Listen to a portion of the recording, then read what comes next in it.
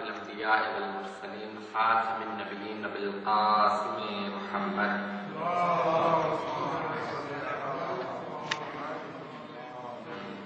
وعلى الطيبين الطاهرين المعصومين لا سيما بقية الله في الأرضين روحي وأرواح العالمين على تراب مقدمه الفداء واللعنة الدائمة على أعدائهم أجمعين من الآن إلى قيام يوم الدين. أما بعد، السلام عليكم جميعا ورحمة الله وبركاته.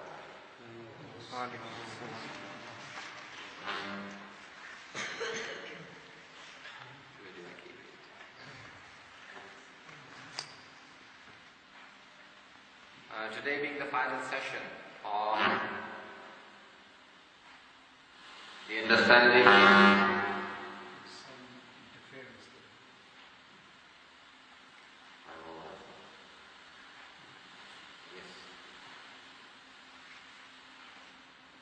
and I briefly want to talk about the Ahlul Bayt al-Salam and some of the practices.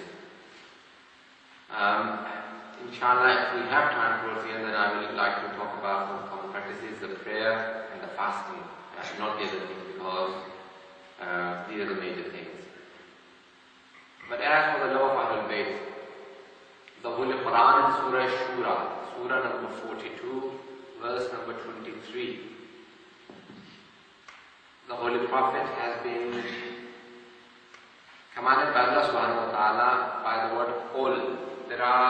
This word has appeared in the Holy Quran 132 times. And whenever the Almighty addresses the Holy Prophet with the word Qul, say, it is an indication that it is an order from Allah to the Holy Prophet alone. No one but Allah subhanahu wa ta'ala orders the Holy Prophet saying, say, that's it. It is the Holy Prophet being addressed. Everyone agrees on it. We have idiots in old times, and presently someone like Maulana Gaddafi, who had printed the Holy Quran, taking out the 132 Quls. He said, take them out because the Holy Prophet is dead, and we don't need the word Qul in the Holy Quran. But when the ulama objected to him, he printed the Holy Quran again with the word Qul in it.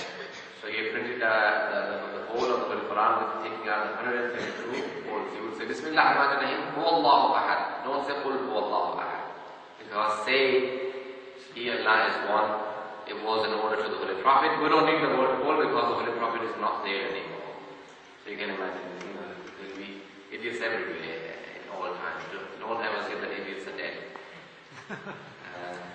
They always live, and many times we don't notice them around us. So the word Qul 122 times in the Holy Quran. It is when Allah subhanahu wa ta'ala has told the Holy Prophet, when the Holy Prophet was asked something, and Allah says, say this. The Quran says in Surah Najm, وَمَا يَنْتِقُ عَنِ الْهَوَىٰ إِنْ هُوَ إِلَّا وَحْيٌ يُوحَىٰ. The Holy Prophet does not utter anything until the wahi, the revelation, comes down to him. He does not speak. Many of the prophets were asked by their own people, we want to give you something for what you gave to us. What did you give to us? You gave us hidayah, guidance. You guided us to Allah subhanahu wa ta'ala. You gave us Islam. You gave us the book. So the prophets were always joined by the people, and they came and they said to Hazrat Nuh in Surah Shu'ara, Surah number 28, the poets. Inshallah, when you go home, you can refer to that surah, verses from 109 onwards. 5 messengers Allah has mentioned: Hazrat Nuh, Hazrat Hud, Hazrat Saleh, Hazrat Shu'aib, and one of the prophet. They were by their own people. The people came and said, O messenger, O prophet, you gave us the deen, you gave us a religion. We want to pay you something for it. We want to give you something for it. And what they would say in Surah Shu'ara, In ajriya illa ala rabbil alameen. Wama as'alukum min ajrin. I do not ask you of any reward. In ajriya illa ala rabbil alameen. Indeed, my reward is with the Master of the universe, the Lord of the universe. Okay. This is how the various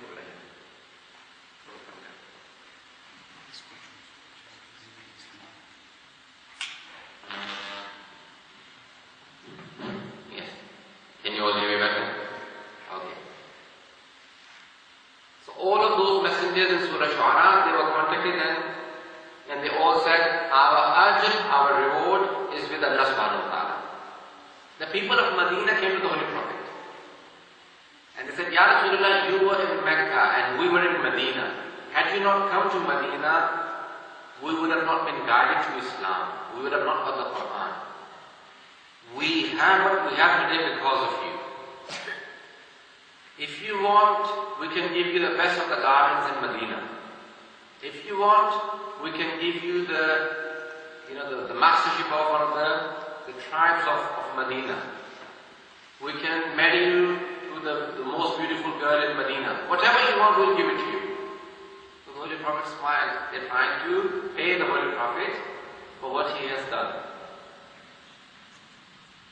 From Adam to Khatam, from all the prophets, alayhimus salam, whenever they were asked, they all said, our ajr is with Allah subhanahu wa ta'ala. Our reward lies with the Almighty God. And today Allah says, now is the time to ask for that reward. All my messengers say to them, La as'alukum alayhi ajran illa al-mawaddata fil qurba. I do not ask you for any reward except for the love for my near ones, my qurba, my family members. No prophet has ever asked anything. And today the Holy Prophet, representing all of those messengers, is asking for the first time. For the first time the Holy Prophet is asking him, what is he asking? For the love of the near ones. Illa al-mawaddata fil qurba. All the ones who say the Sahaba have priority over Ahlul Bayt, nowhere in the Holy Quran, nowhere in the traditions, the hadith of the Holy Prophet. The Holy Prophet says, if you want to pay for the risalat, you know, the ajr risalat, the reward. Ajr is usually, when you take an ajir, you hire a person, even a laborer, yes, a laborer that you hire, you call that ajir in Arabic. And whatever you give to it is called the ajr, the compensation. Many translators have said compensation and not the reward or the payment. He says the compensation for all the contributions that I have made and the delivering of this message is the love, mawaddat fil qurba, to love my near ones. All the ones who say, the Sahaba should get, this is the Holy Prophet's demand. Everyone says, no ajr. And the Quran says in Surah Sabah, Surah number 34, verse number 47, وَمَا سَأَلْتُكُم مِّنْ أَجْرٍ فَهُوَ لَكُمْ إِنْ أَجْرِيَ إِلَّا عَلَى اللَّهِ. The Holy Prophet himself says, the ajr and the compensation that I ask you for is not for me. It is beneficial for your own selves. وَمَا سَأَلْتُكُم مِّنْ أَجْرٍ فَهُوَ لَكُمْ إِنْ أَجْرِيَ إِلَّا عَلَى اللَّهِ. My reward, my compensation lies with Allah subhanahu wa ta'ala. The reward that I've asked you is beneficial for yourself if you pay this compensation. If you love my Ahlul Bayt, it will have benefit for yourselves, not for me. You won't be pleasing me because I'm parting this world. I'll be leaving this world, and after me will be my Ahlul Bayt. So the ajr risalah, the compensation for the message of the Holy Prophet, the messengership is the love of Ahlul Bayt. The Holy Prophet, when leaving this world, he says, Inni ta'alakum fikum mustaqlin. Kitab Allah wa ibrati Ahlul Bayt. I'm leaving behind two things, the book of Allah and my Ahlul Bayt. Nowhere, anywhere, it says in the Holy Quran that it is Sahaba that the Prophet leaves behind. The Quran emphasizes on Ahlul Bayt. All the brothers who try and show this love for Ahlul Bayt in the Shia, that because, I recently came across one of the Sunni writers, he said, Iranians had kingdom, and most of the Shias are in Iran, and because of that, they wanted a similar system in Risalat, and that's why they said, love the Ahlul Bayt of the Holy Prophet, because they believe in the kingdom. But we are the followers of democracy, so we take the Sahaba. Prove it from the Quran and Hadith, my brothers. The Holy Prophet gives a status, but only and only due to taqwa. All the ones who claim that Sahaba have priority over Ahlul Bayt, not a single verse from the Holy Quran they can produce on the priority of Sahaba. The Holy Prophet did not demand the love for Sahaba, but the love for Ahlul Bayt. Number one. Number two, he says, I'm leaving behind Quran and Ahlul Bayt. Number three, he says, all of my successes, all of my khulafa will be from Quraysh in Sahih Muslim. And even in many of the translations I came across of Sahih Muslim in English, they even said Bani Hashim. Nevertheless, the word the Holy Prophet has used is Quraysh. Kullahum min Quraysh, all of them Hashim. Nevertheless, the word the Holy Prophet has used is Quraysh. Kullahum min Quraysh, all of them, they are from Quraysh. The Holy Prophet has introduced the Ahlul Bayt alayhi salam. Number one, the criteria for Khilafat and Imamat. We say that according to the Shia, the first and utmost and the most important criteria for selection and for superiority is ilm, knowledge. Whoever has more knowledge, Allah subhanahu wa ta'ala, whoever has been given more knowledge, he has priority over others. The Holy Prophet says openly and clearly, Ana Madinatul Ilmi wa Aliyun Babu. I am the city of knowledge and Ali is its gate. Faman arada ilma faliyatil bab. Whoever wants knowledge, then come to the gate. That is Ali ibn Abi Talib.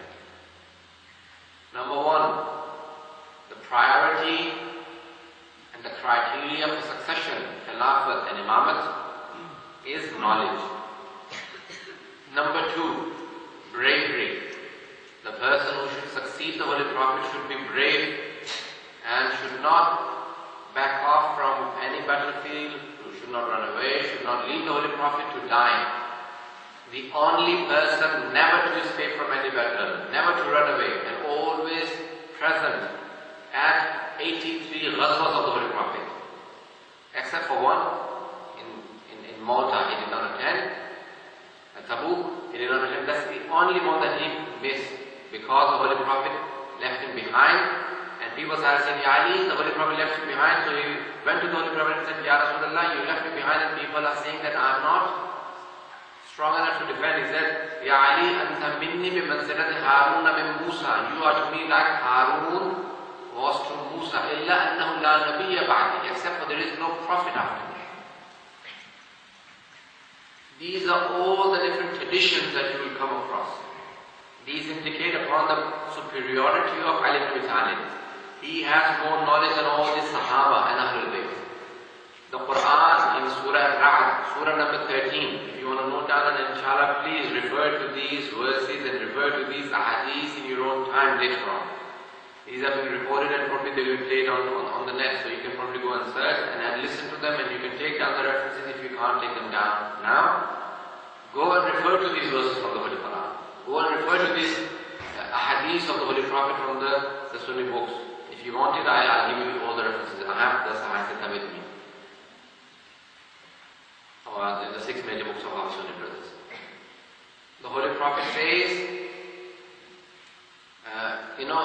I was talking about the priority and superiority, and the verse that I wanted to say, not the Holy Prophet, the verse itself, Surah Raza, Surah number 13, 1-3, and the last verse of that Surah. قُلْ كَفَى بِاللَّهِ شَهِيدًا بَيْنِي وَبَيْنَكُمْ وَمَنْ عِنْدَهُ عِلْمُ الْكِتَابِ وَيَقُولُ الَّذِينَ كَفَرُوا لَسْتَ مُرْسَلًا. The ones who disbelieve, who are kafir, they say, you are not a Rasul, you are not a messenger of Allah.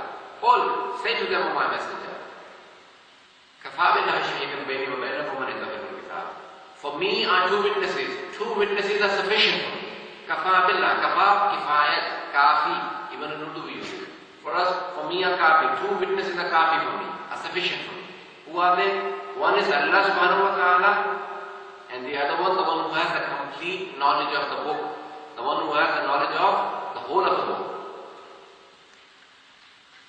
When Abdullah ibn Abbas, the cousin of the Holy Prophet and the most learned companion of the Holy Prophet, when he was asked He said, "Oh Abdullah ibn Abbas, people call you the hibr of the ummah, the ink of all of the ummah. You're the most learned in hadith and Quran." He was hafiz of the whole of the Quran and he had memorized thousands of hadiths. "How much do you know compared to Ali ibn Abi Talib?" He said, "There is no question." He said, "Why?" He said, "Because it's just comparing the ocean to a drop." He said, "Who is the ocean and who is the drop?" He said, "I'm the drop and Ali ibn Abi Talib is the ocean. My knowledge is only like a drop compared to the knowledge of Ali ibn Abi Talib. No one can be compared to the knowledge of Ali ibn Abi Talib." The first Khulafa, Hazrat Abu Bakr and Hazrat Umar radiallahu anhuma, they used to always refer to Imam Ali alayhi salam for all the problems they had. In fact, so much so that Hazrat Umar 70 different occasions during his Khilafat, he said, "Lawla Ali lahalaka Umar." 70 different times he said, if Ali wasn't there, then Umar would have been destroyed, he said. And he said, "Ya Abul Hassan, O Abul Hassan, O father of Hassan." Who is Abul Hassan? Imam Ali alayhi salam. His son is Imam Hassan alayhi salam.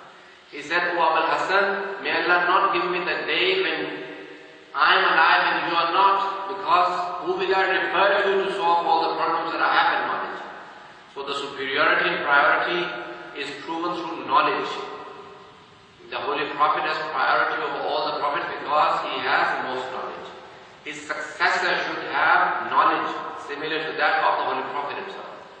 The Quran in Surah number 13, the last verse, it says, the one who has the complete knowledge of the book. وَقَالَ مَنْ عِنْدَهُ عِلْمٌ مِنَ الْكِتَابِ. In Surah Sabah and many of the other surahs, when Hazrat Sulaiman, when Hudhud comes back, he says, "Where were you?" He said, "I found a woman nearby. She is the queen of a people." So he said to his people, "Who will bring me her throne?" قَالَ إِفْرِيتٌ مِنَ الْجِنِّ. Ifrit, his name was Ifrit. He was of the jinn, the Quran says. قَالَ إِفْرِيتٌ مِنَ الْجِنِّ. He was amongst the jinn. He said, "Before you move from your throne, before you get up from this place, I will go and bring her throne with her." He said, "That's too late." So then a person got up. His name is not mentioned in the Holy Quran. The Ahadith says his name was Asif ibn Barqiya. Asif ibn Barqiya. He got up and he said, "Waqala," the Quran says, "Waqala man indahu ilm." The book he said, "Ana utika biha." The blink of an eye, I'll bring her throne. Yeah, he said, "Now bring it." Hazrat Sulaiman was based in Palestine, and Queen Saba was in Yemen. Within the blink of an eye, he brought her. This is the Quran. In the less than blink of an eye, he brought her throne with her. So she said, "It looks like my throne. كَأَنَّهُ هُوَ," as if it is my throne. So the Sulaiman said, "This is your throne. We've brought you from Yemen with your throne." He said, "I was thinking it looks like my throne. It is my throne." The one who had partial knowledge of the book, he can do this. The one who has complete knowledge of the book, what can he do? The Quran says, with this Quran, you can shorten the earth and you can speak to the deceased. The one who has complete knowledge of the complete book, he should be able to do all of these. Show me a single person who said, except Ali ibn Abi Talib, "Saluni qabla an tas'aluni." Quran says, "Fasalu ahla dhikr." Two places in the Holy Quran. It says, "Ask those who know." If you don't know, ask those who know. Fasalu ahla dhikr in kuntum la ta'lamun. If you don't know, then ask those who know. The Quran says, "Fasalu," plural. And Ali ibn Abi Talib says, "Saluni," ask me before you lose me. Hazrat Umar radiallahu anhu once got up and said, "Ya Ali, why don't you ever think before you answer? Whenever someone asks you straight away, reply, give an answer straight away. Why don't you ever think?" He says, "Ya Umar, how many fingers do you have in your hand?" He said, 5. He said, "Why didn't you think?" He said, "Because the 5 fingers are always in front of my eyes. I don't need to think." He said, "Just as these 5 fingers are in front of your eyes, the whole of this universe is in front of my eyes." This is Ali ibn Abi Talib. No other person has given this challenge, and no other person in the history of mankind answered as many questions as Ali ibn Abi Talib alayhi salam. Look at, there is a book as thick as this I have at home called Sunni from Shia and Sunni references, all the questions that people ask Ali ibn Abi Talib in different occasions. When a person called Umar ibn Sa'd ibn al-Waqqas, one of the companions of the Holy Prophet, Sa'd ibn al-Waqqas, he said, Ya Ali, how many hate do I have in my head? He said, where will you go to get a confirmation? Even if I give you a figure, that's how many have, for example, 100,000. Where will you go and sit down and get a confirmation? Who's going to sit down and count your head? But let me tell you one thing. In your head there is a shaitan. And the son that you have in the house is the killer of my son, Umar ibn Sa'd, who was his son. And later on he killed Imam Hussain alayhi salam. He was the commander-in-chief of Yazid's army in Karbala. No other person except for Ali ibn Abi Talib. The Holy Prophet says, I am the city of knowledge, and Ali is escaped. If you think these are exaggerations, look at the traditions in Sunni books. If you want, I'll give you the references.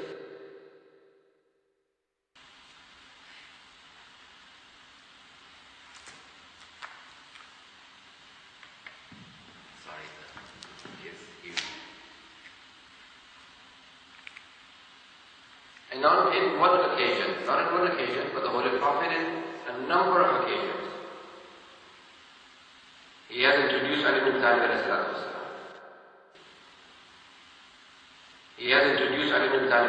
wasalam. He himself has said, Anas Siddiq al-Akbar. The Holy Prophet has said about him in Sunan ibn Majah. These are Sunan Tirmidhi and Ibn Majah. Both have said, Man kuntu mawla fahada ayyum. All of these are hadiths, inshallah, probably, if I started going through everything hadith, I have a whole list here. But probably, inshallah, if you want the references, I'll give you after the lecture. First criteria, knowledge. Second, bravery. Has to be brave. One of the greatest sins in Islam. Brothers, please go and check the books of tafsir. The Quran talks about them in Surah Ahzab, Surah number 33 and other surahs. About Surah Hunayn, in Ghazwa Hunayn. In Hunayn, one of the battles of the Holy Prophet is called Hunayn. The Sahaba, except for 7 people, all the other Sahaba ran away and left the Holy Prophet behind. In Uhud, the ones who had stayed, they all were killed. Everyone escaped except for one person called Ali ibn Abi Talib. One of the major sins is to escape from the battlefield. Why is it a major sin? Why? If the battle is being led by the Holy Prophet, that is one of the major sins. Why? Anyone? When the battle is being led by the Holy Prophet, to escape from that battle, it is one of the major sins. Gunahan kabira, one of the minat dhunubil kabira, one of the major sins in Islam. Why? Only and only because you are running away from a battle, leaving the Holy Prophet behind, that if people kill him, I want to save my own life. It's a major sin to leave the Prophet behind and run away. When the people asked him, Yani, why didn't you run away from the battle of Uhud? When a person asked him, he said, I don't understand, the ones who ran away, how much longer did they buy their life for? How much longer will they live if they ran away? When the other companions were asked, he said, why did you run away? He said, well, a shaitan had announced that the Holy Prophet has died, so we all started running away, that now the Holy Prophet doesn't live, so why should we fight? So that's why we all ran away. And when Ali ibn Abi Talib was asked, why didn't you run away? He said, when I heard that the Holy Prophet no longer lives, I said, I do not wish to live. I want to die as well, because the Holy Prophet is not in this world. The others are running away because the Holy Prophet doesn't live. And Ali says, I want to live because the Holy Prophet has died. Look at the difference. So second condition is bravery. He should never ever run away. The Holy Prophet himself was the bravest person. No matter what happened, even in Uhud, he lost his 2 teeth. But he didn't run away from the battlefield. In Hunayn, The only battle that the Holy Prophet fought, with the sword, he fought. The only battle. Why he had to? He was forced to fight because the companions had left him only 7 people. Hazrat Abu Dhar, Hazrat Miqdad were defending. Imam Ali was fighting on one end. From the 2 sides of the mountain, the valley of Hunayn, the enemies, the Jews, surrounded the Holy Prophet and they wanted to kill him. He was forced to fight. Otherwise, he used to never fight. So he took out his sword and started fighting. Never fought, except for in Hunayn. Why? When Ali ibn Abi Talib was asked, Ali, why did the Holy Prophet not fight? He said, because he was rahmatan lil alameen. He was the mercy of the whole universe. And the demand and the quality of a mercy is that he shouldn't fight. He said, then why do you fight? He said, because I'm the Jalal, I'm the majesty of Allah subhanahu wa ta'ala. I'm the Jalal ilahi. And the Holy Prophet was Rahmat ilahi. Rahmat ilahi never fought, and I'm Jalal. Look at all those traditions from the Sunni books and all of these ayat. Ayat Tathir, ayat Vilayat, ayat Mawaddat. Write these verses down. Surah number 33, verse number 33, we've already talked about it, ayat Tathir. That's in Jami' Tirmidhi, Hazrat Salama. Hazrat Salama says to the Holy Prophet when ayat Tathir came down, when it came down, she said, Ya Rasulullah, can I also come and join you? In Jami' Tirmidhi it says, the Holy Prophet said, Ansi al-Khair. You are a good person, but you are not amongst the Ahlul Bayt. You cannot enter this Aba, this Kisa, this cloth under which the Ahlul Bayt are. This is Jami' Tirmidhi. Third condition and a sign of the Khalifa or the Prophet, his dua will never be rejected. His dua, his prayer will never be rejected. That is one of the signs. The Holy Prophet's dua is never rejected. The person who succeeds him, his dua should never be rejected. If you see the Sahaba asking for others to pray for them, and the Ahlul Bayt are always being referred to for the du'as and prayers, then you can see who are higher and superior. Do not ever say that someone was saying that I am a simple person, that he is just trying to be modest. He is admitting to his own position if a person says I am a simple person. When the Holy Prophet introduces himself and says that أَوَّلُ مَا خَلَقَ اللَّهُ نُورِي, I am the first creation of Allah subhanahu wa ta'ala, the first thing Allah created was my light.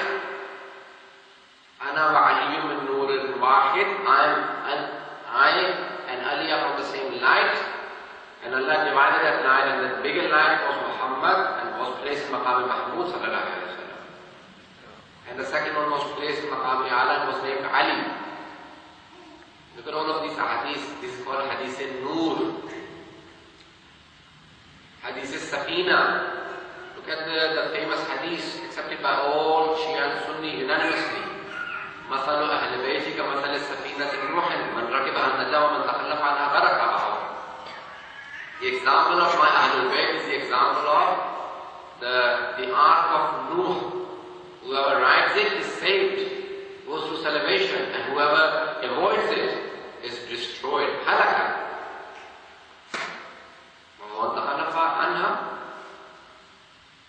He is destroyed if he avoids. Look at all of these hadiths. Not a single hadith similar about the Sahaba of the Holy Prophet. Now, there are many differences on the practices. The Shias keep the hands open, and our Sunni brothers tie the hands. Our Sunni brothers say that the Holy Prophet kept the hands open and he tied them at different occasions. We argue that the prayer of the Holy Prophet, when we ask the Ahlul Bayt, they said the Holy Prophet kept them open, and that's why the Shias emphasize on keeping the hands open. Imam Malik also says that the people of Medina always prayed with the hands open, and that's why we should. He always emphasizes on keeping the hands open. Imam Malik, Ibn hence one of the four schools of thought of the Sunni brothers. So the emphasis on keeping the hands open is because the Holy Prophet kept them open. Did he ever tie them? Difference of opinion. However, we do find in history books that the person who started the tying of the hands is Hazrat Umar, the second Khalifa. And our Sunni brothers say, they always emphasize that they are not Ahl Sunnah, they are Ahl Sunnah wal Jama'at. They are Ahl Sunnah wal Jama'at. Sunnah of the Holy Prophet and Jama'at meaning the Jama'at of Sahaba. And Jama'at without the Jama'at meaning the Sahaba, they do not. We say no. Haram Muhammadin haramun ila yawm al-qiyamah. Wa halaluhu halalun ila yawm al-qiyamah. The haram of the Holy Prophet is haram up to the day of judgment. And his halal up to the day of judgment. No one has a right. Forget the Sahaba, even the Ahlul Bayt who we think are infallible, even they don't have a right to make something haram which the Holy Prophet made halal. They don't have a right to make something haram which the Holy Prophet made halal. So his haram and halal is the final. Therefore we keep the hands open. Secondly, our Sunni brothers say that you don't have to recite a complete surah after Surah Fatiha. We say that is true for Nafil and Mustahab prayers, Sunnah, but not Farad, not Wajib prayers. You can't do that in Wajib prayers. Okay everyone? This is the difference of opinion. These are minor differences of opinion. The Shia, the Jafi school of thought emphasizes that after Surah Fatiha you have to recite one complete surah with Bismillah. You cannot recite some verses and leave the surah. You can only do that in Nafil and Sunnah prayers. Okay, Mustahab prayers you can do that, but not in Farad, not in Wajib prayers. In Farad and Wajib prayers you have to recite a complete surah after Surah Fatiha. A short one or a long one, doesn't matter, but you have to recite a complete surah. And these are the minor differences of opinion. Another 5 minutes, another 10 minutes? 5 minutes? I never get a response that yes and 5 and 10.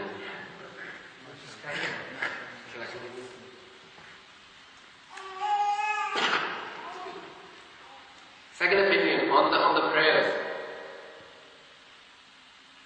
The Shias emphasize that the sajda, the sujood, the prostration has to be on earth, wajhul ard, anything which is regarded as the surface of the earth. Everyone following me? I know I speak a bit fast. I've had a complaint now. I'm sorry. I try and slow down, but I can't. At the surface of the earth. Everyone following me? I know I speak a bit fast. I've had a complaint now. I'm sorry. I try and slow down, but I can't. You have to do the sajda on the surface of the earth.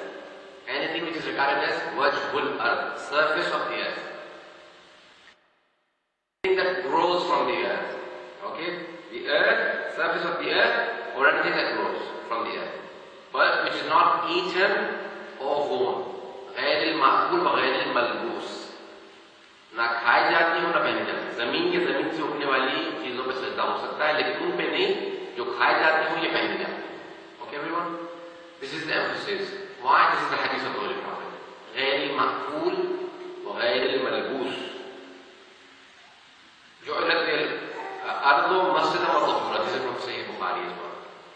The earth was made for me a place of taharat, masjidan wa tahura, place of prostration, sajda, and a place of, if you don't have water for wudu, then you can do tayammum. Okay, tayammum is done with earth. What is earth? The dust, yes, not when it has water mixed with it, obviously. So dust, sand, pebbles, clods, stones, marble, anything which is called as surface of the earth. All of these things. And things which grow from earth. So, leaves, grass, wood, but not on a palm leaf. Why not? You know the palm leaf, the green leaf? Why not? Because many people eat it. Okay? So anything which is eaten or born, you can't do sajda on it. Fruits and vegetables. Why you can't do the sajda on these things? Because namaz is to take you away from dunya, from this world, to Allah subhanahu wa ta'ala. It's a connection between man and Allah. Eating things and wearing things are connection between man and dunya. man and in this world, that is the biggest connection. Eating things and the things that you're doing. So you can't do sajda on those things, which are eaten or which are worn. Okay? Only so on a carpet you can't do sajda. You either get a wooden, like a small tablet of wood or clay, and that's why you see all the Shias with clay tablets. Al-Luqwi in his Al-Bayan, Tafsir al-Quran, has given a long answer. I will not wish to go into it. He said, I was praying in the masjid of the Holy Prophet because it was carpet, so I placed the turban, like Sajdagar, or the tablet, the clay tablet from Karbala, from the clay of Karbala. So he said, I was praying, and suddenly I felt that someone came and picked it up. So I was supposed to do sajda on the back of my hand, and I finished, and I looked around, and there was this shaykh standing. I said, do you speak Arabic? He said, yes, I'm in Arab. He said, do you know that it is haram to pick up someone's property without their permission? He said, yes. He said, but then why did you do that? He said, I'm sorry, but I was trying to save you from shirk, from associating with Allah subhanahu wa ta'ala. He said, how did you work that I was doing shirk? I was doing namaz. I was praying to Allah subhanahu wa ta'ala. I was doing salah. He said, but you are doing sajda to an idol. You have an idol in front of you. He said, if you had paid attention, I wasn't doing sajda to it. I was doing sajda on it to Allah subhanahu wa ta'ala. Doing a sajda to something and on something is two different things. I can say the same thing that you are doing sajda on the carpet, so you are praying to the carpet. You are worshipping the carpet. He said, well, why did you do it on the tablet? So he said, I explained to him the ahadith, and he was convinced. And he said to me that our people don't know. If they knew that, they would not reject it. They would not regard the Shia as mushrikeen. So he said, we had a long debate, 1.5 hours. He said to me that, send me books. He said, I'll go back to Najaf and I'll send you books. He said, this is my address. Write to me and I'll send you the books. Send me your address. He said, I never heard from the Shaykh again. I'm not sure what happened to him. He probably went back and told his people that this is what I think the Shias are.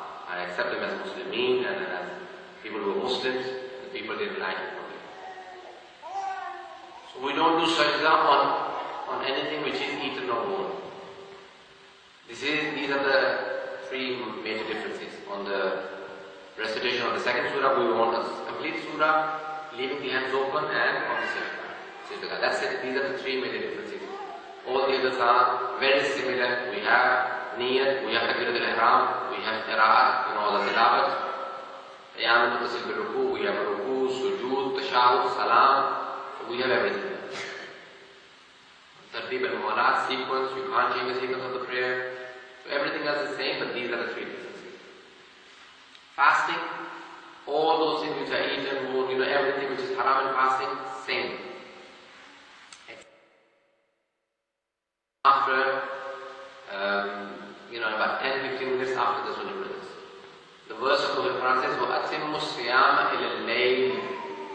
Complete your fast when the night enters. We say the night only enters after the disappearance of the Humratul Mashriqiyya, as we call it, or on the surface, on the sky. Our Sunni brothers say this is a minor difference. They say as soon as the sun disappears from sight, it is sunset. We say no, as soon as it disappears, it is not sunset.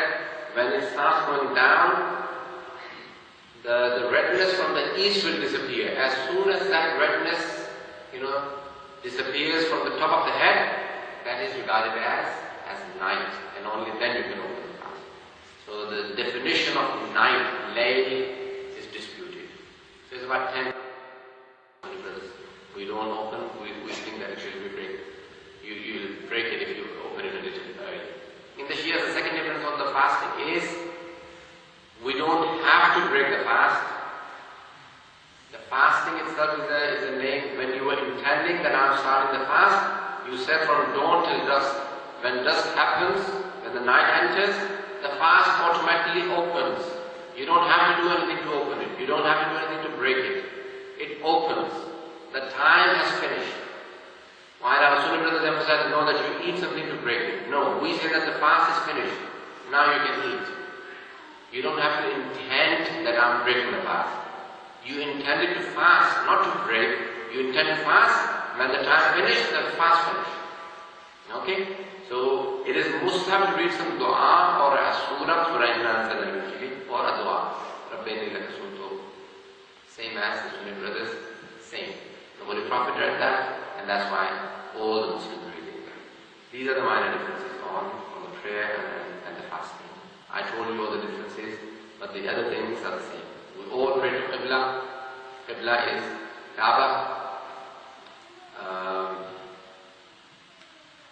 And I can't think of any of the differences. So these are all the differences that I went into. If you want to read more detail on minor differences, then there is a book translated into English by Sheikh Muhammad Jawad Mughni, a Lebanese writer who died in probably the 70s, 80s or 70s. He has a book called Al-Fiqh al-Madahib al-Khamsa in Arabic, translated into English as the jurisprudence in the five schools of thought. Fiqh in the five schools of thought. So you can see all the minor differences, where they are same and where they are different. Questions, if we had any, then we will. Yes, brother. If you're travelling up north, for example, to place, I've been told by some of my sort of Shia brothers that you don't have to fast after a certain distance. Do you sort of clarify that? Ahsan. The Quran says, Surah Baqarah, Surah number 2, verse number 187 onwards. If you want me to give you the exact verses, then I can give it to you now. If you want me to? Okay.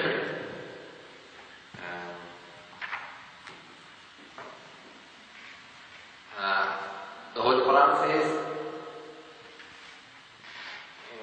Ya ayyuhalladhina amanu kutiba alaykumus siyamu kama kutiba alal ladhina min qablikum. O you who believe, fasting has been prescribed to you like it was prescribed for the people before you. La'allakum tattaqun, so that you become pious. Ayyam ma'dudat, specified days.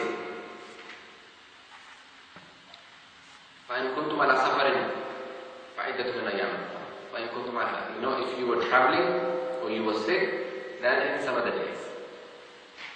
The difference is that if you travel before Dhuhr, before Zawal basically, before the decline of the sun, before Dhuhr time if you travel, then you have to open it. And that is from the boundary of the city that you live in. From the boundary, you start counting up to 4 farsakh. That calculates as 13.75 miles, about 14 miles to be precise. Okay? So from the boundary of the city that you live in, from there onwards you calculate up to 14 miles. As soon as you cross, your fast is gone. Okay? So the Holy Prophet said 4 farsakh. So if you, when you try, calculate in English miles and 14 miles. If you travel outside the town, then that fast, if you travel before Dhuhr, has gone, you have to make up for that fast in another time. But if you travel after Dhuhr, it is wajib to complete the fast. So if you are traveling from London going towards America, and it happened to me once, may Allah protect us from that. So the day keeps becoming longer and longer. The fast never ends. So it just kept increasing. When I got off in America, it was still 2:30 years ago. And I had done something like 11 hours, and I was so weak. I had bought the ticket for 12:30 or something like that. And it got delayed, the flight got delayed. It went after 1, and I had to complete the fast because it was after Dhuhr. And it wouldn't end. So it was something like 27 hours or something I had to. But if you're going the other way, it opens early. If you go towards east, and I've done that as well, going to Dubai, very quickly it opens within half an hour. And that fast is valid. So just remember, the prayers also become shortened fast after 14 miles from the boundary of the city. You start counting 14 miles, and basically you have to do shorter prayers. Dhuhr, Asr and Isha the 4 rakat prayers become 2 rakats. And the fast, if you traveled before Dhuhr, finishes. But after Dhuhr, you have to complete it. Did that make myself clear? These are the verses from the Holy Quran. Surah number 2, verse number 187. 187, yes. Well, not just one verse, all of those verses that talk about the fasting. So if you want to read, it's a series of verses. Maulana, when we do Umrah or Hajj, yes, actually is the way we wear our ihram. It's kind of slightly different to our Sunni brothers.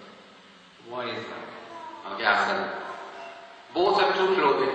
You can't wear anything underneath it. Okay? Cover from the belly button to just below the knees. It is wajib, both Shias and Sunnis. But the upper part, our Sunni brothers say that you can take out your arm, like at the moment I am. For example, you would cover yourself like this and leave an arm out. You can do that. But in the Shias, you can't do that. An arm is regarded as a part of the body, and it is wajib to cover your upper body from women. So you have to cover like this. Like how they wear a chador or something like that. So you have to cover both arms. You can't leave an arm out. It is not permissible. Not that it is discouraged or something. No, it is not. The arm and shoulders are regarded as upper body for men, and they have to cover it from women. So both of the arms and chest and tummy and the back has to be covered from women. Wajib. Yes. There's one question.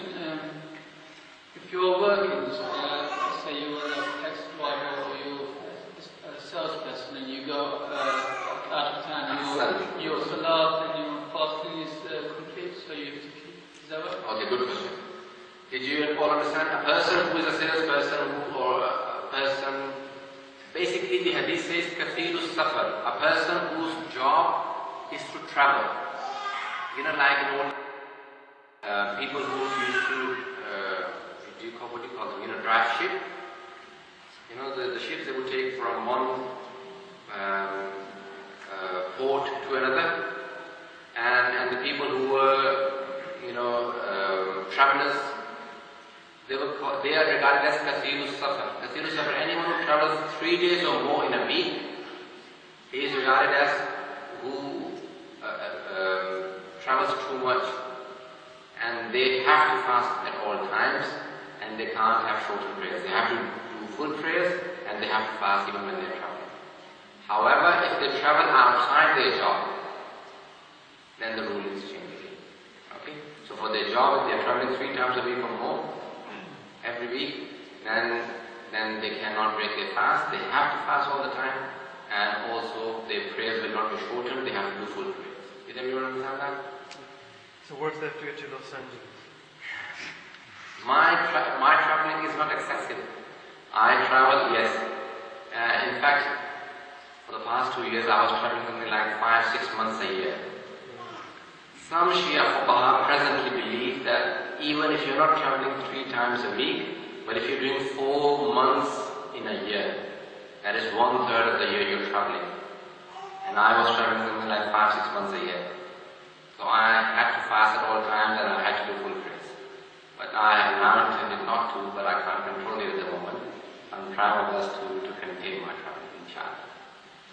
See, however, if you're staying somewhere for 10 days or more, you're traveling, but you reach your destination and you stay there for 10 days or more. 10 days or more, then you can't break your fast.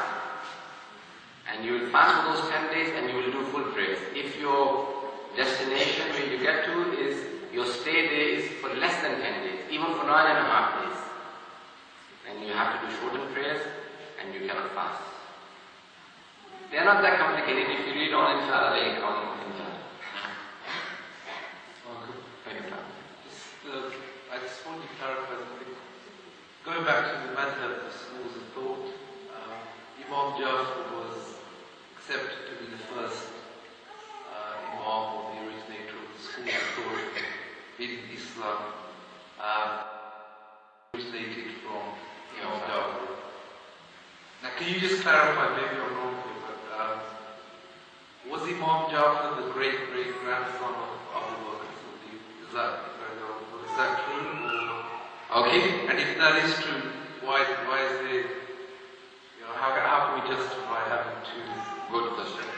Before I answer that question, just a little bit point. When we say that we are Jafaris, we follow the fiqh of Imam Jafar Sadiq. It is not that fiqh Jafar is different to that of Ali ibn Bakr or his son Imam Raza or Imam Shafi'i. No. It is only and only in the time when the people were legislating their own fiqhs, they said his school of thought is Jafari and we are Hanafi or Maliki. And that's why it became Jafari. And that's why we became famous of being called Jafari. Otherwise, Jafari is not like the other schools of thought. Okay? It is not like the other schools of thought. We don't regard it as a school of thought like Imam Abu Hanifa or Imam Malik. Imam Malik and Imam Abu Hanifa are both students of Imam Sadiq. Imam Abu Hanifa studied 2 years under Imam Sadiq, and he said, Lawla Sanatan Lahalaka Nu'man. His name was Nu'man ibn Thabit. His kunniyat is Abu Hanifa. He said, had it not been for the 2 years that I studied under Imam Sadiq alayhi salam, I would have been destroyed. Everything I have is go for those 2 years that I studied under Imam Sadiq. Imam Malik studied for several years. Some say 7 years or more under Imam Sadiq alayhi salam. Imam Malik's student is Imam Shafi'i, so he's an indirect student of Imam Sadiq. And Imam Ahmad ibn Hanbal is a student of Imam Shafi'i. So they're all directly or indirectly students of Imam Sadiq alayhi salam. Number one. Number two, Imam Jafar Sadiq's mother is Hazrat Farwa. She was the daughter of Qasim. Qasim is the son of Muhammad, and his father is Abu Bakr. So Imam Sadiq's mother was the granddaughter of Hazrat Abu Bakr's son. Did you all understand that? Did I confuse you? Okay. Hazrat Abu Bakr's son Muhammad ibn Abu Bakr. His grandson is basically Imam Sadiq's Nana, basically. Okay? If you don't know what Nana is, grandfather, from this mother's side, maternal grandfather. Now, Hazrat Muhammad ibn Abu Bakr was brought up by Imam Ali salam. His mother is Hazrat Asma bint Umays. Asma bint Umays was originally the wife of Hazrat Jafar the older brother of Imam Ali salam, who became Shaheed in Jang Mawta. And after she became his widow, she married Hazrat Abu Bakr, and when he died, she had 2 children from him, Muhammad ibn Abu Bakr and Kulthum, for whom Hazrat Umar had proposed. And the Sunnis think that he had proposed for Hazrat Fatima. They both have the same name, but she was the daughter of Hazrat Abu Bakr. Now, after her husband Abu Bakr died, she married Ali ibn Talib. Hazrat Asma married Hazrat Ali ibn Talib. Okay? So she had a son from him as well. But now, they were brought up, Muhammad ibn Bakr and Abu Bakr were brought up by Imam Ali alayhi salam. So they were in favor of Ali ibn Talib all the time. Even in the battle of Jamal, when Imam Ali alayhi salam and Hazrat Aisha are fighting each other, Muhammad ibn Abu Bakr supported Ali ibn Talib, because he was a true follower of Ahlul Bayt, very strongly connected to Ahlul Bayt. In fact, so much so that people actually questioned him and said to him that, are you going to oppose your own father? Abu Bakr? Because you support Ali? So he came crying to Ali Islam when he was a young child. He said, Ya Ali, people are now, they say to me that your father you don't support and you support Ali. So what do I say to them? He said, say to the people that I was born of Abu Bakr, but my father is Ali ibn Abi Talib. He is my spiritual father. I am your father. And on the day of judgment, I will take you with me to the paradise, because you have strongly been connected with me all the time. So he has always supported Ahlul Bayt and Imam Ali, Imam Hassan, Imam Hussain. Muawiyah killed him and burnt him because he loved Ali ibn Abi Talib. Imam Ali had made him the governor of Egypt. When he was sent to Egypt, Muawiyah sent an army who killed him, sewed him up in the skin of the donkey and burnt him. So he doesn't have a grave. Imam Ali cried for him. He strongly felt that he is my son. And Ahlul Bayt always loved him very much. When Imam Ali had married his sons off, Imam Hassan and Imam Hussain, he married them off to 3 sisters. One sister was married to Imam Hassan, the other sister was married to Imam Hussain, and the third sister was married to Muhammad ibn Abdullah. Was married to Muhammad ibn Abdullah. How much he loved him. He treated him like his own sons. And he always was on the side of Imam Ali. So the Ahlul Bayt always felt that he was of them. And that's why son Qasim supported Imam Hussain in the Battle of Karbala. Well, he didn't attend. He was taken as a captive by the army of Yazid because they knew that he was going to support. But later on, when Maulana ibn Abi al-Thaqafi took revenge on Imam Hussain, he took part in it. And his daughter was married to Imam Baqir alayhi salam, the grandson of Imam Hussain. Did you all understand it now? Did you all get the picture? I'll try to go over it as quickly as I could. Sorry if I confused you. Where do I head? Okay. I can't advise something.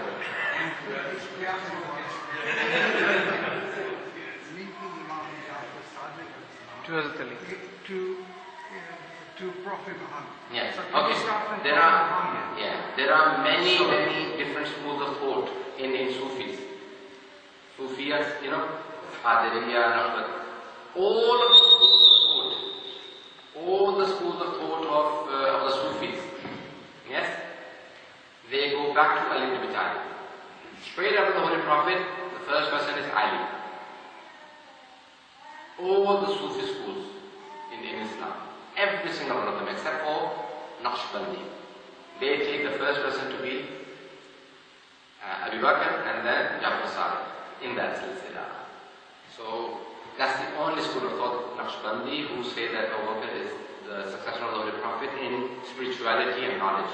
All the other 100 and something schools of thought of Sufis take Ali ibn Abi Talib to be the successor. All the Sunni Sufi schools of thought. So this means in Sufis as well, there's a principle Taqiyya. where they invite the truth. Yes.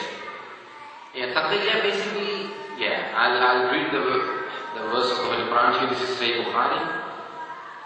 There is a verse in the Holy Quran in Surah Anbiya, Hazrat Ammar Yasir, one of the companions of the Holy Prophet.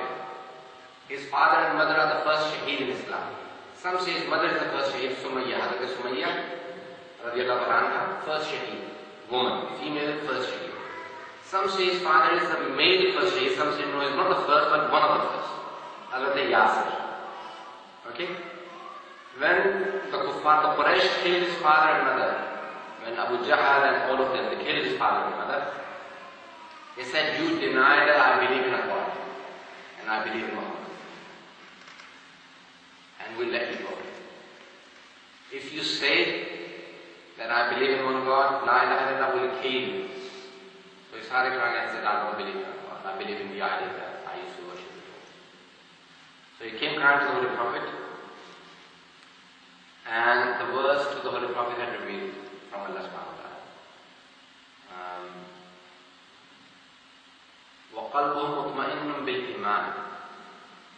The one whose heart is full of iman, full of faith and belief. He is lying, but his heart is full of iman. He didn't mean it. He hasn't denounced his faith. He still is a believer, a mu'min. So when he came to the Holy Prophet, he said, Ya Allah, have I become a kafir? I denied you, I denounced you, and then Allah subhanahu wa ta'ala. The Holy Prophet said, no, the Holy Quran has given witness for your iman.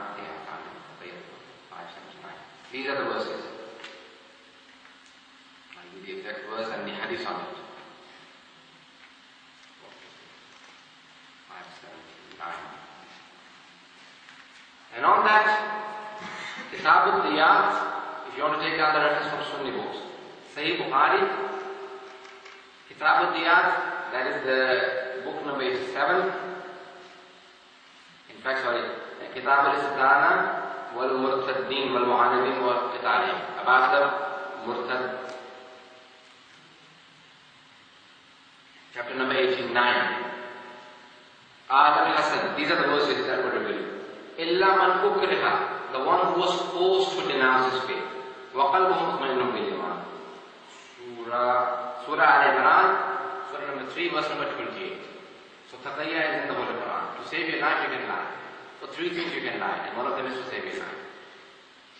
Shias have been in minority to say their life, they would say that we are Sunnis or something like that. So then that's why they said, oh, they lie, Shias have Taqiyya, so they would use it against the Shia all the time.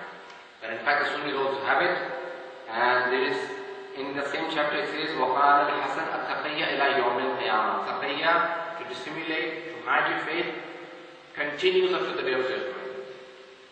Okay, this is from Sahih Bukhari. All the Sunnis who accuse, majority of the Sayyids in Saudi Arabia who were Sunnis today, they were all Shias.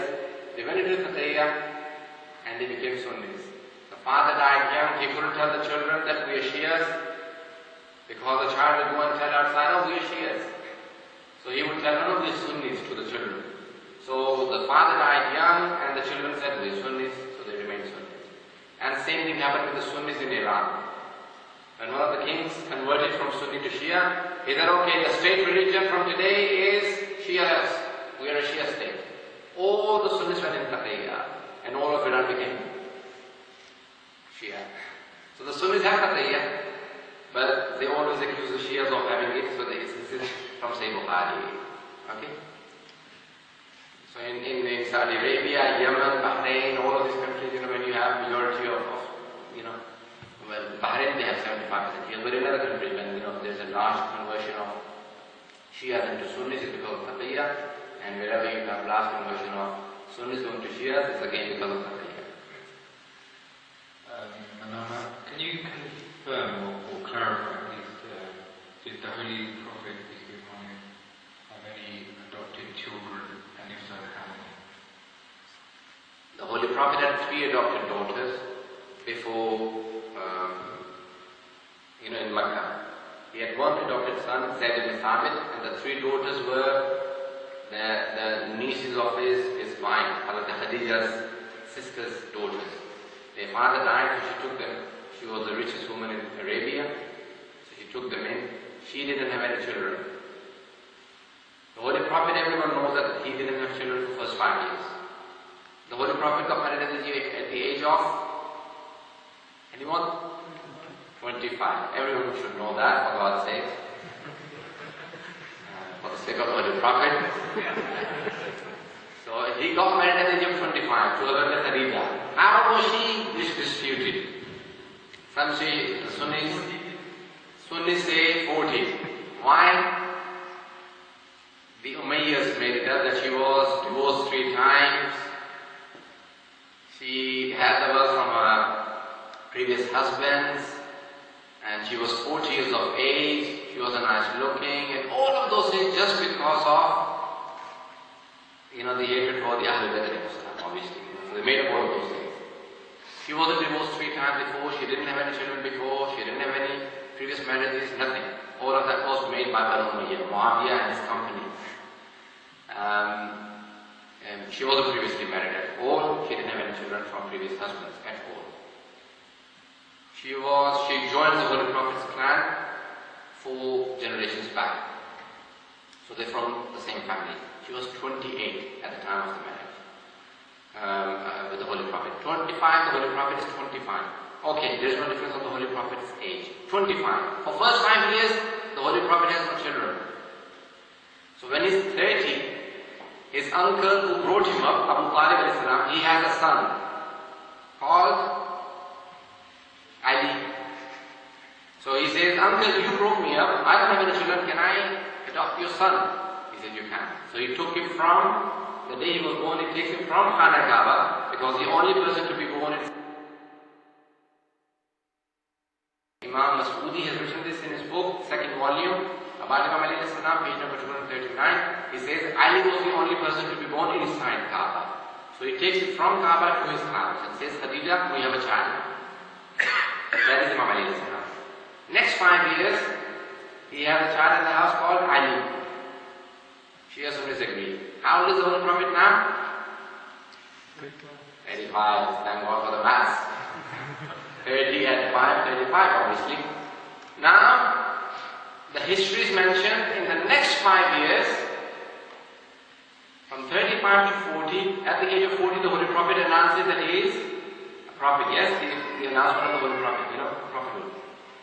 In the next 5 years, he has 3 daughters born, Zainab. All 3 of them grow up. They get married to 2 sons of Abu Jahl and 1 to the other one. get divorced.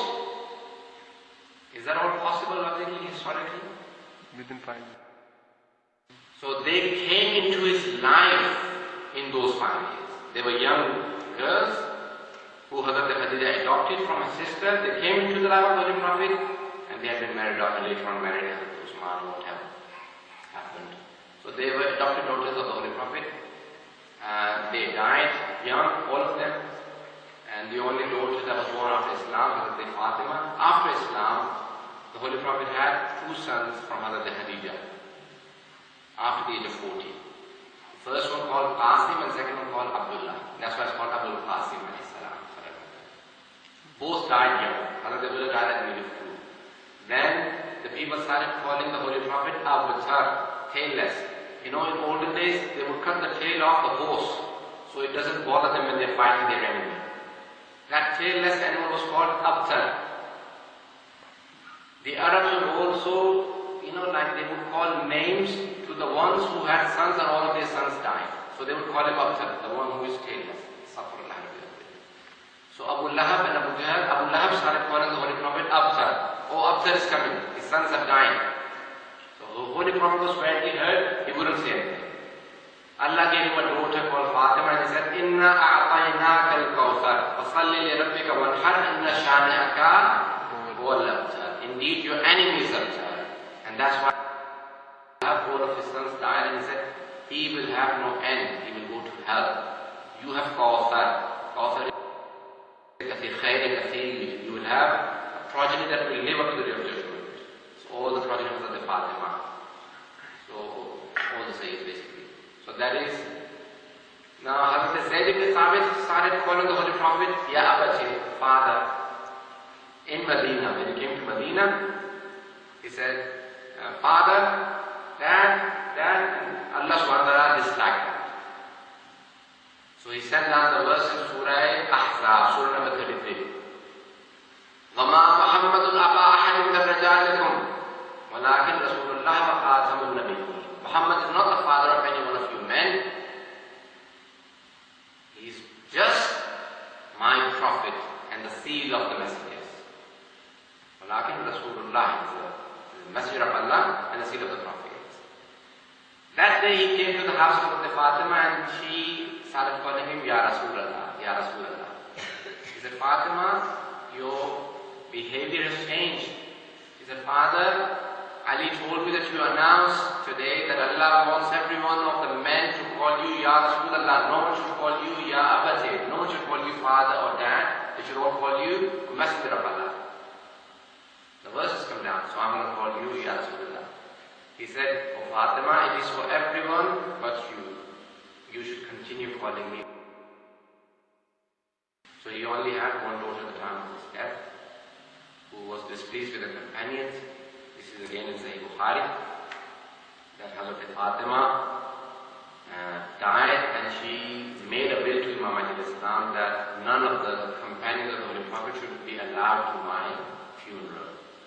And Hazrat Abu Bakr and Hazrat Umar both objected to Imam Ali Islam that why did you bury the daughter of the Holy Prophet at night and did not even tell us where her grave is, and we want to, tell us the grave and we're going to take her out and pray namaz janazah and then bury her again. He said, no, I will not, because she made a will. In Sahih Bukhari doesn't say the whole story, it says that Fatima died angry with Hazrat Abu Bakr and did not allow him to come to the janazah, and Ali buried her at night. Laylan, Rafanaha Laylan. Prayed on her alone and buried her. Because of the things that had happened after the Holy Prophet when he had taken away everything from her. She said, this is my inheritance. He refused, and she said, the first person that I will complain about to the Holy Prophet will be you, and that's it, the time is broken. However, Sayyid Bukhari, he defends all of that and he says that no, Hazrat Ali forgave him and he became, he did fair after the death of the Prophet. So long as she was living, she did not let any of the Bani Hashim do bad to her. She kept letting Zubair and all the Bani Hashim that no, don't do bad. But once she dies, they don't want to do it. This is what he said. However, the Shia history is different to it. Last question, if any. Yes. Only 2%. Because I am from Assalamu alaikum.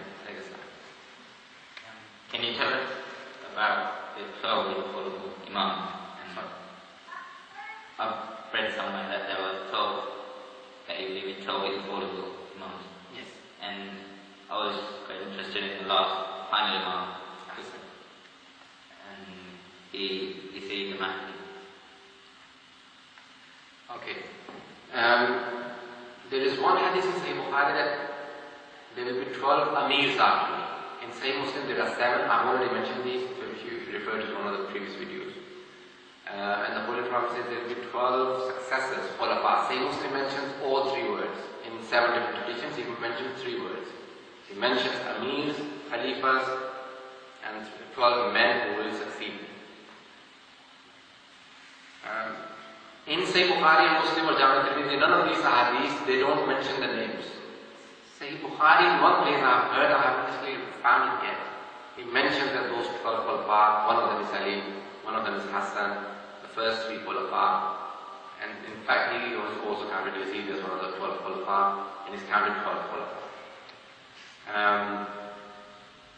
The Shias believe that they're all from Ahlul Bayt. They're all from Bani Hashim, they're all sons of each other, just like the prophets.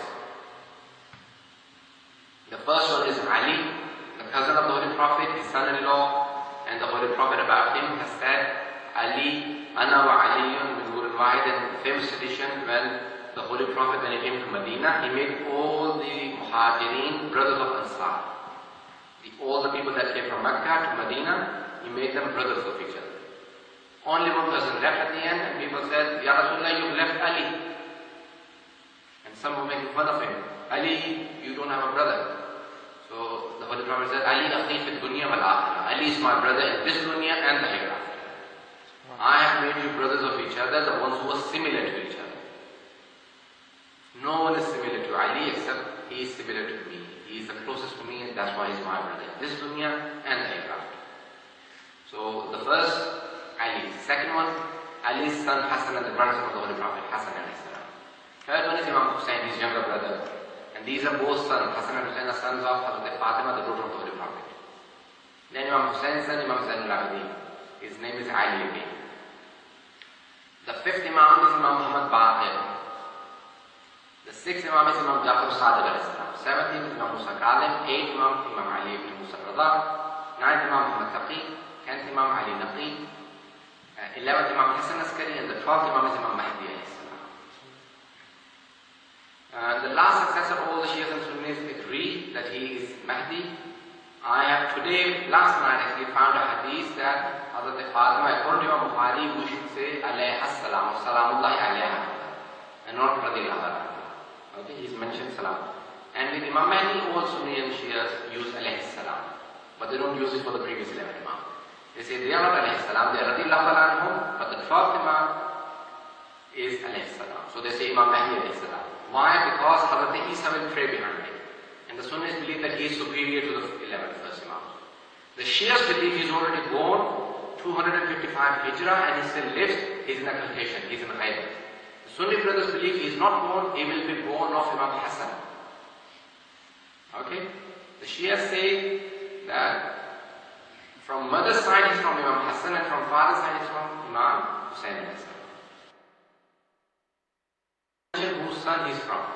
The hadith mentioned Al-Mahdi min Wuld Fatima. Mahdi is from the children of Wuld Fatima. 119 hadiths on this topic in Sunni and Shia books, in Sunni books I think alone. 119 hadiths that Mahdi alayhi salam will be from Hazrat Fatima's progeny. Okay, from her children. Yamla ul-Arda, these wordings have appeared in who talks about Imam Mahdi, these words have appeared about him. Yamla ul-Arda qistam ma'adla kama wala dhulma. He will fill the earth with peace and justice, just as it will be filled with injustice and oppression before him. So before him it will be injustice and oppression, and when he comes, he will fill the earth with peace and justice. And he will fight and overthrow all the tyrant governments in his time. He will start his revolution from Mecca, he will take over all the Islamic world and the Europe and everything, the whole world. So that's Imam Mahdi alayhi salam. I take this one question and then I take it. Assalamu Two questions.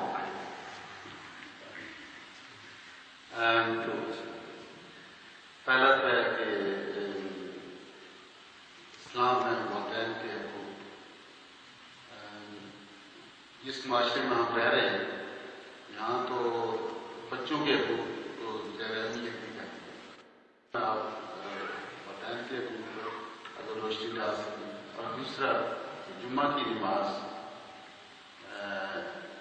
फ़र्ज़ नमाज है समझी जाती है, उस दौरान सुना गया पढ़ा गया कि कोई भी कारोबार है वो हराम है। Okay. I'll answer the second question first and the first question second. About Namaz al-Jumu'ah. Surah Jumu'ah talks about Namaz al-Jumu'ah. Ya ayyuhalladhina amanu idha nudiya lis-salati min yawmil jumu'ati fas'au ila dhikrillahi wa dharul bay'. O you who believe, as soon as you hear the adhan, a munadi, a person calling towards Allah subhanahu wa ta'ala, meaning the adhan of the Jumu'ah is given, fas'au ila dhikrillah, hasten towards the remembrance of Allah, meaning Jummah namaz, wadar al-bay', and drop all your businesses down. Okay, throw down your businesses, wadar al-bay'. That is the best belief you know. Now, in the time of the Holy Prophet, it was farad, wajib. In the time of the Imams, it is wajib. In the absence of the Shia Imam, the Shia fiqh on it is, in the absence of the Imam, it is not wajib of the Holy Prophet and the Imams. So the person has to be appointed by the Holy Prophet or the Imam to lead. So not anyone can lead. Okay? However, anyone who misses up the 3 Jummahs, he is not amongst our followers. Imam Jafar Sadiq has said. So I don't want to go too much into it. It's best not to test upon this subject too much. The ahadith on it are quite strict. But the Fuqaha say that in the absence of, in the ghaibat of the Imam, it is not wajib. Okay? It is wajib takhiri, meaning you have a choice of dhuhr or Jummah. If you do dhuhr, then you don't have to do Jummah. If you do Jummah, then you don't have to do dhuhr. How close do you have to be, to the Jummah? After 2 farsakh. Imam said 4 farsakh, then the namaz becomes 2 farsakh is about 6.5 miles.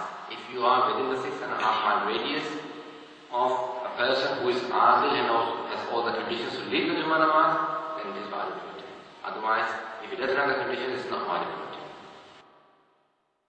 Did I confuse? I don't want to go too much into it. Okay, first question. Imam Ali said there are 3 rights of children or parents. Until the children, you said in this country we only hear about the children are told these are your rights, but the parents are not told what their rights are. I'll tell you also the rights of the children first. Imam Ali said there are 3 rights of a child over the father. The father should give a good name to the child. The first right is to give him a good name. Don't name him, for example, Peter Muhammad or something. Give him a good name, give him an Islamic name. Be honest with that, I mean it. The first thing, by how do you know someone is a Muslim? By their name. If someone was Taramasi, Dalbir Singh or something like that, you straight away know that he's not a Muslim, So the good name is the first right of a newborn child of the father and mother. Second right is teach him good manners. Third right is teach them the Holy Quran. Okay? Ta'alim al-Quran. Teaching these 3 things are wajib upon the father and mother. These are 3 rights of children. So if you haven't fulfilled your rights, then the child may not fulfill their rights. Al-Bali says if you fulfill your rights, then the child will fulfill their rights. The rights of parents are a lot more. The Quran, the biggest verse in the Quran is فَلَا تَقُلْ لَهُمَا أُفٍّ. Do not even say uff. Like in English, we don't have the word uff in English, but we say ah. That. When the Imam and the Holy Prophet said, what does it mean to say uff or ah? What does it mean? He said it means exactly what it says. Don't even do that. Don't even raise your voice or don't even raise your eyes in front of your parents. Oh. Something like that. Even these are haram. If a person walking with his father intentionally precedes his father, he's walking slow and intentionally goes forward, then his a'mal, his ibadat may be taken away from him. In front of the mother, he should walk in front of the mother to protect her.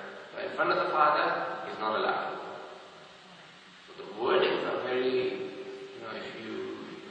Ask me, I can do a whole majlis on what to do.